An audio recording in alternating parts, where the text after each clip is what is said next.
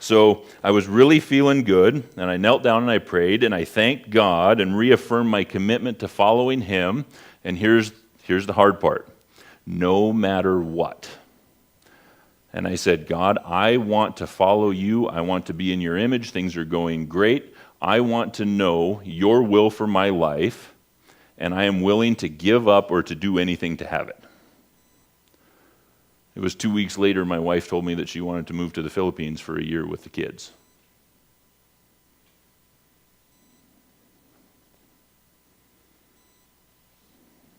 I can look at it now and see it as an answer to my prayer. But at the time, I couldn't understand. How could God take the one thing in this world that I liked more than anything, that's biblical, that I had been working so hard to keep together, that I had been swallowing my pride and changing my outlook and the way that I reacted and the way that I interacted with my family and take them away?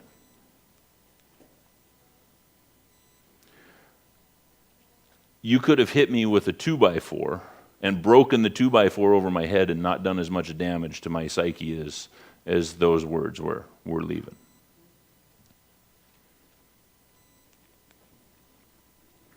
But as things settled down, and at that point when they said that, I was done with church. I shared with a couple of people that as soon as my family left for the Philippines, I wasn't going to come back to church. I planned on stop reading the Bible, praying. I'm done. I can't take it anymore. But as luck would have it, I got involved with a ministry. I think Calvin alluded to him a little bit earlier about the great rock climbing of Cornelio. They didn't heal me spiritually, but they gave me something to hold on to fight another day.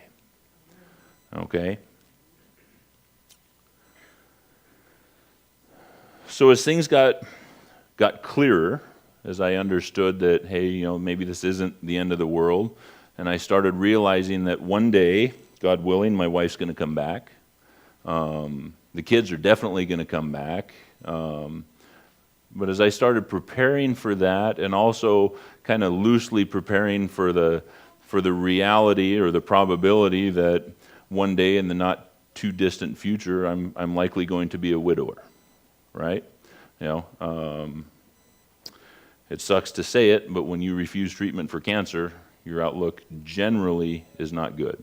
We have anecdotal evidence of people and God doing miraculous things, and I pray for it every day. But the reality is, something bad is coming.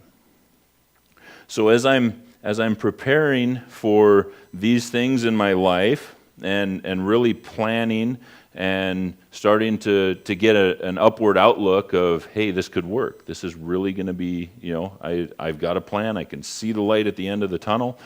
And then I'm talking with my wife and I get a little bit of good news. And good news is supposed to be good, right? You're supposed to be happy about it. But it destroyed me because it wasn't. I like to plan things out and know what's coming. If I know that something's going to hit me hard, you brace for impact. That's why you flinch. You don't just stand there and let it knock you over, right? Well, I was prepared for impact and got a hug,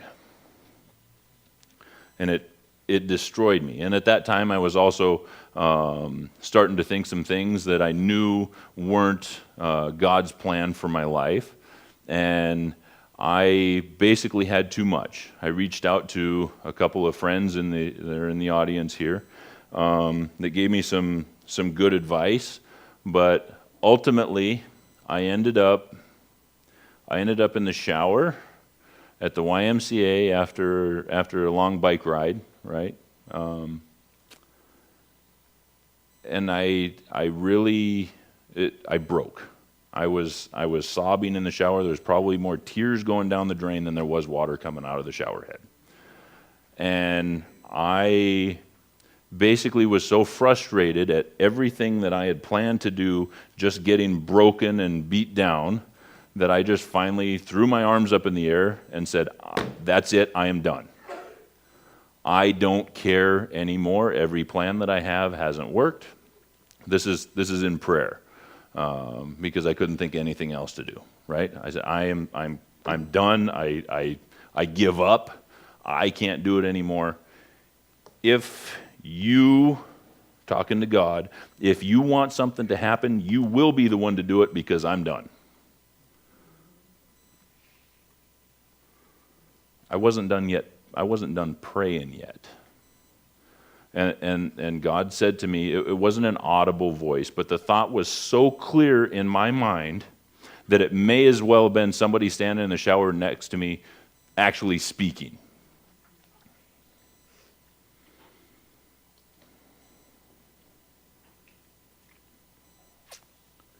God told me, first of all, everything's okay.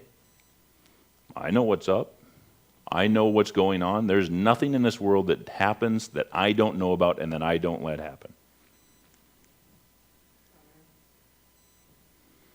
Everything under the sun is under my control. I have a plan for you. Everything is going to be okay. Then I really started crying, right? Because I realized that while I was searching after the comfort, I realized that God didn't hold the place in my life that he needed to hold. Right? And then the second part of the answer to that prayer was,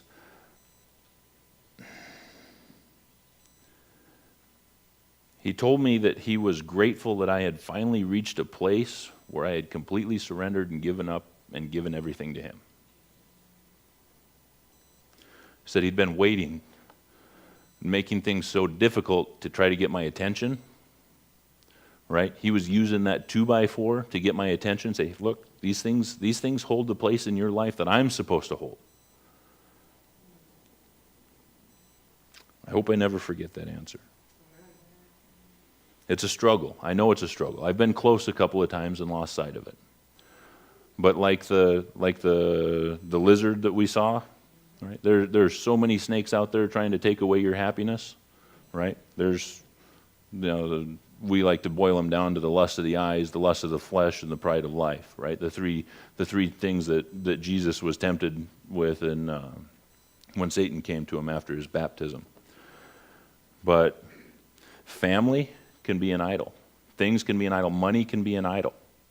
And an idol is anything that takes God's place in your life. If you have any idol, no matter what it is, Satan is robbing you of the happiness that God wants to have for you.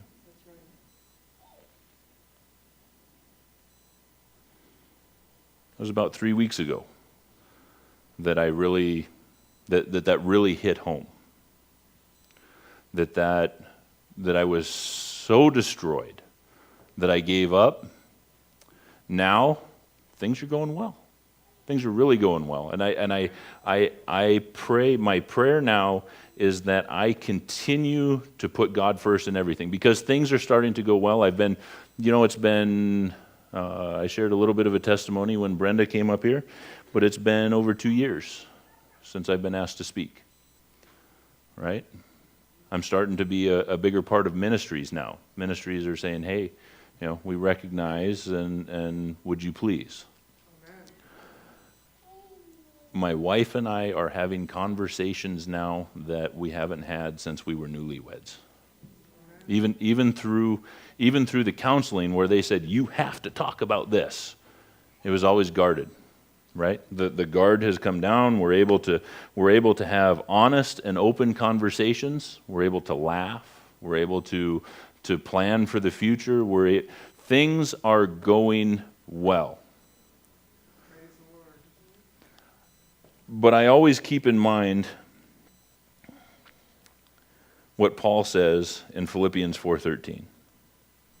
Because this is the true secret. Because I can just as easily slip back into the problem that I had before, right? Not that I speak in regard of need, for I have learned in whatever state I am to be content. I know how to be abased. I know how to abound. Everywhere and in all things I have learned both to be full and to be hungry, both abound and suffer need. I can do all things through Christ who strengthens me.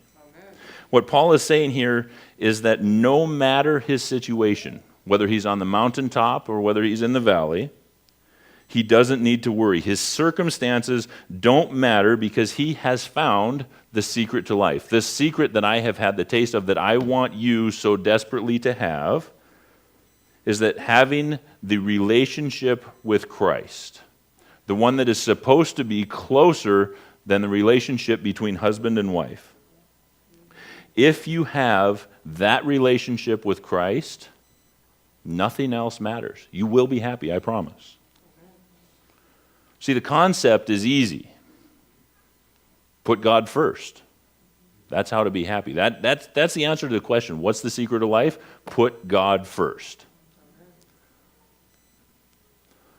I wish it were that easy. It's taken me 12 years to figure this out. And I pray that I pray so much that I don't have to go through that again. It's painful. It's painful. The problem is that if you don't have that relationship now, you're going to go through some pain until you do get it. So how do you... It's an easy prayer, but it's scary. You know, we prayed up here, Chan, I remember your prayer, we are willing to be made willing. If you ask God who he is and ask him to show you, he will show you. It may be painful, but whatever pain there is, just like the song we sang, just one glimpse of him in glory, you don't need to get to glory to repay the toils of life. All you need is that smile on your life from God saying, I've got you, right? You don't need to get to heaven to make all of the pain worth it. Once you get that feeling, you don't want anything else.